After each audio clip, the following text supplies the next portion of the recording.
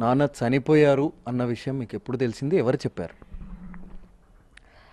ఆ రోజు ప్రొద్దున 15వ తేదీ మార్నింగ్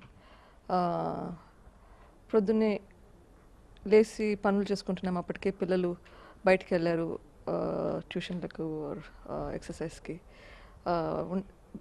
ఊరికే ఇంట్లో ఉన్నాము. అప్పుడు ఫోన్ వచ్చింది, రాజశేఖర్కి ఫోన్ వచ్చింది. ఫోన్ వస్తే ఏదో టెన్షన్గా మాట్లాడుతున్నాడు. ఏమైందా అని చూస్తున్నాను, బికాస్ నేను పక్కనే నిల్చున్నాను. ఫోన్ అయిపోయాక పెట్టేసి చెప్పారు, ఇట్లా నాన్న మనకు లేరు అని. నాకు అర్థం కాలేదు ఏం మాట్లాడుతున్నాడు అని చెప్పి. ఏదైనా తప్పు విన్నా, ఏం జరుగుతుంది, జస్ట్ డోంట్ మేక్ సెన్స్. పొరపాటు ఏమన్నా అయ్యిందా, ఎవరి గురించి మాట్లాడుతున్నావు అని మళ్ళీ అడిగాను. నాన్న లేరు అని మళ్ళీ చెప్పారు. ఆ ఫోన్ చేసింది ఎవరు? కృష్ణారెడ్డి ఫోన్ చేశారు. అది ఫోన్ అయిపోగానే అమ్మ చూసింది.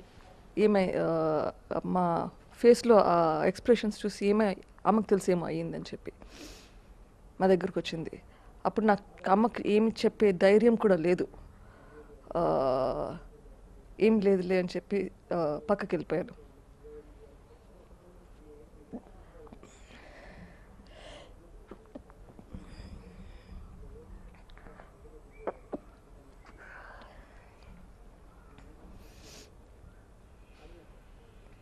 సో అంతలో అమ్మకి ఏదో అనుమానం వచ్చి అమ్మ కూడా కృష్ణారెడ్డితో మాట్లాడింది.